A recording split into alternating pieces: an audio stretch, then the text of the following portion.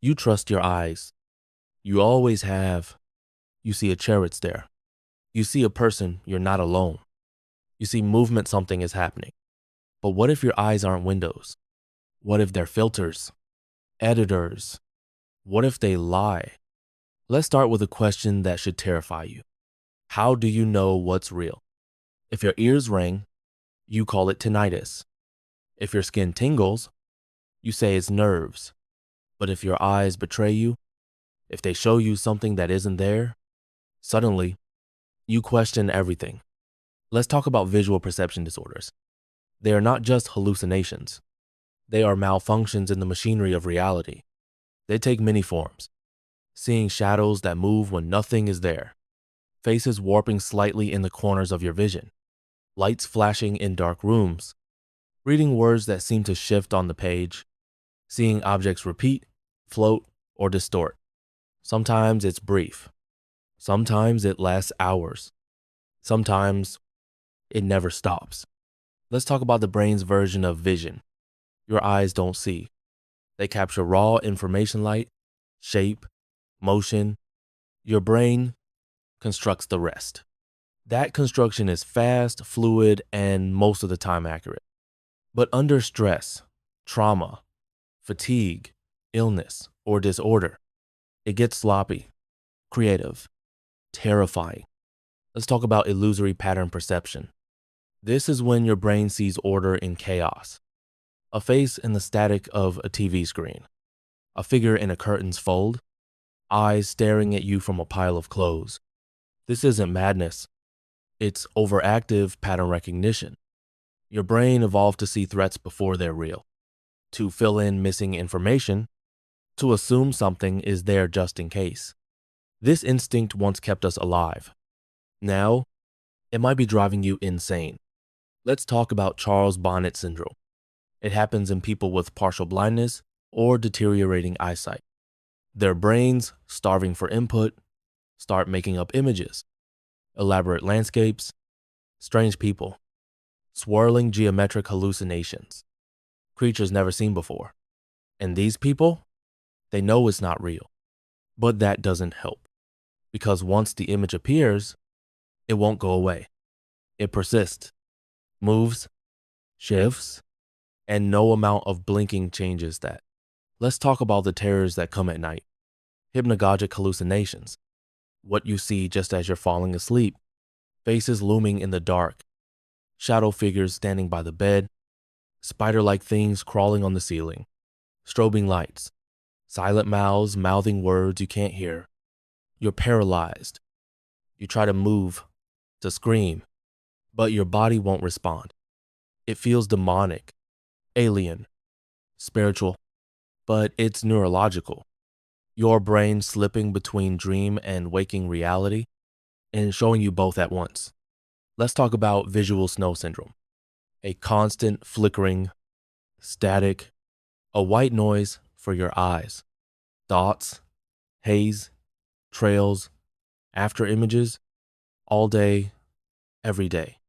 For some, it starts after a panic attack. For others, after a medication, a head injury, or nothing at all. And no one knows why. There is no cure, only management, and the hope that one day your brain will get bored of its own illusions. Let's talk about when perception breaks for good. Some disorders escalate: schizophrenia, temporal lobe epilepsy, neurological damage, persistent hallucinatory disorder. People begin to live in double vision. What they see and what they're told is real. And over time, it becomes harder to tell which one to believe. Let's pause. You think vision is the most reliable of senses, but in truth, it's the easiest to corrupt. And once your brain learns that it can create reality, it might never stop. You can close your eyes, but you can't close your mind. And that's where the real visions live. You turn off the lights, you lie down, you close your eyes, but something is still watching you.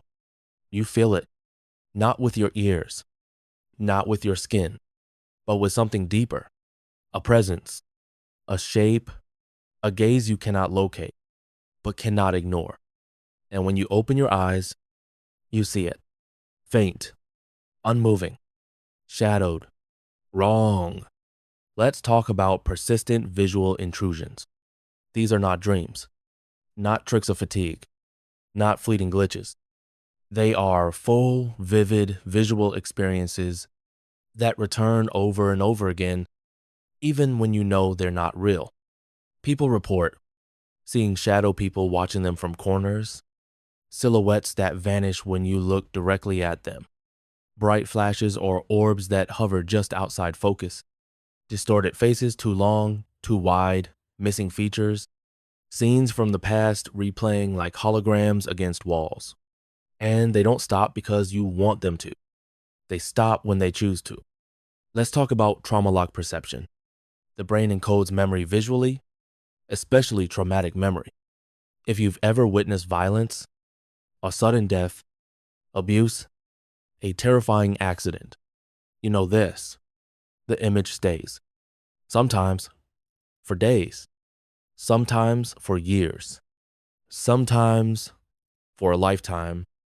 You blink and see the same shattered glass. You walk into a room and the bloodstain is still there, even though it never was. This is called flashback hallucination, and is not rare.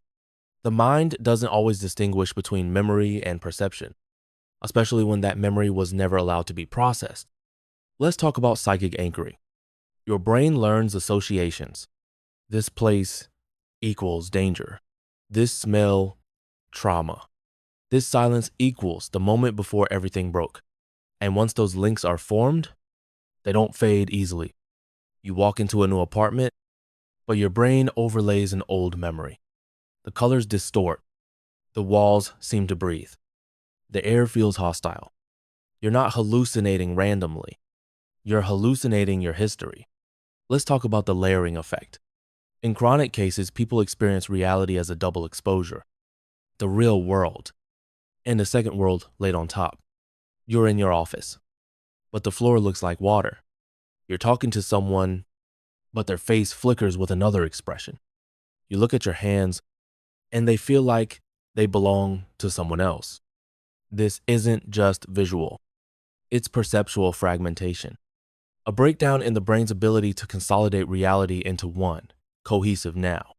And it is terrifying. Let's talk about eidetic trauma residue. Some people see permanently an image that came during extreme fear, the face of an abuser, a corpse they found, a moment of terror during psychosis, an imagined attacker, a hallucinated creature during sleep paralysis.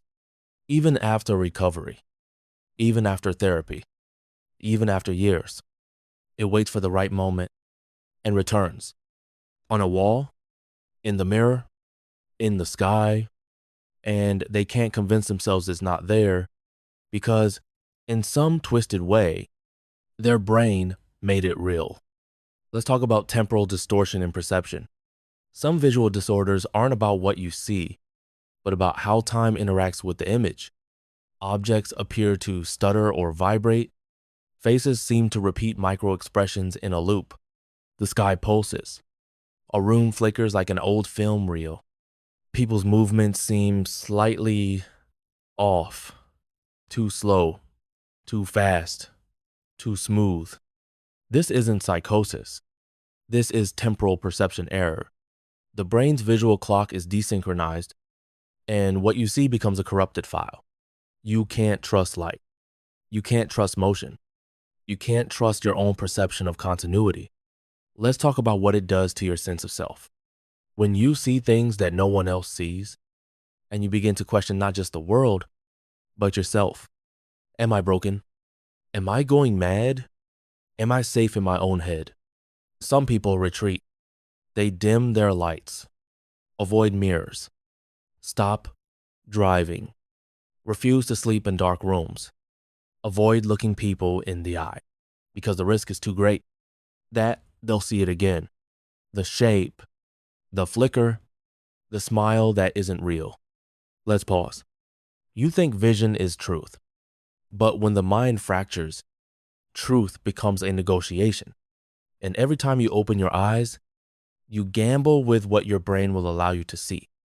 What if this world is only one layer and the others are just as real, but less welcome? What if the thing in the corner never left? What if it was never a hallucination to begin with? There comes a moment after enough flashes, enough flickers, enough figures in the dark, when you stop asking, did I really see that? And start asking, what else have I not been seeing? Let's talk about what happens when perception turns against you.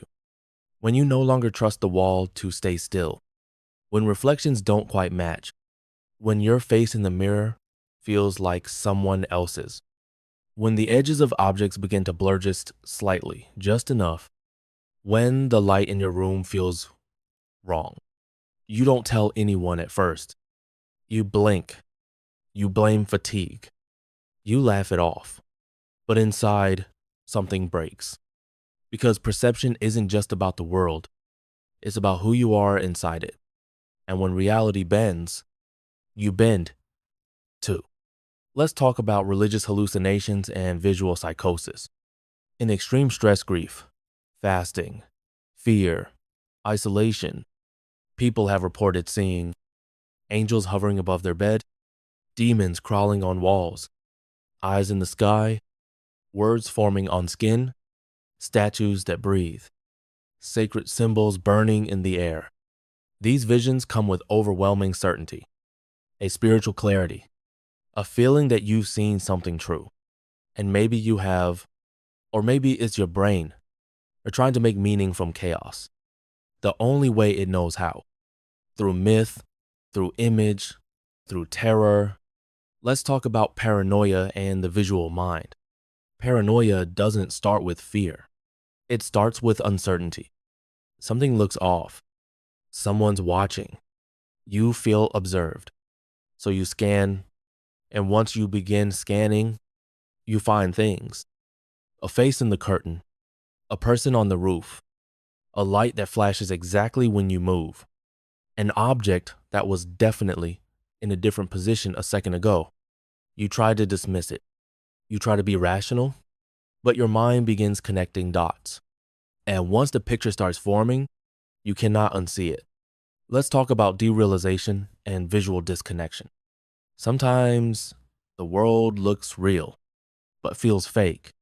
You look outside, and the trees look too green, the cars too still, the sky too empty. Everything is flat, like a set, like a painting. You touch things, but you don't feel them. You see people's mouths move, but their voices sound dubbed. You walk through the world like a ghost watching a simulation. You don't believe you're hallucinating, but you don't believe you're really here either. Let's talk about visual fragmentation and identity collapse. Some people begin to experience their own body as something foreign. They see their hand move and feel no connection to it. They look in the mirror and feel watched by their own eyes. This is autoscopic distortion. When you see yourself, but do not recognize yourself. And from there, it spirals. If my eyes can't be trusted, who am I? If the world looks different to me than to others, what world am I living in? If I see what no one else sees, what am I broken? Or do I see more? Let's talk about what happens when reality doesn't stabilize. Most people, even with visual distortions, find moments of grounding, in touch, in routine, in sleep. But when perception never resets, when the world stays warped, you enter a different realm, a realm of permanent doubt, where your vision is a question. Your thoughts are unreliable.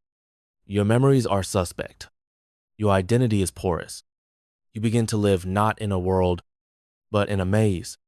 And every reflection, every shape, every flicker of light feels like a new wrong turn. Let's pause.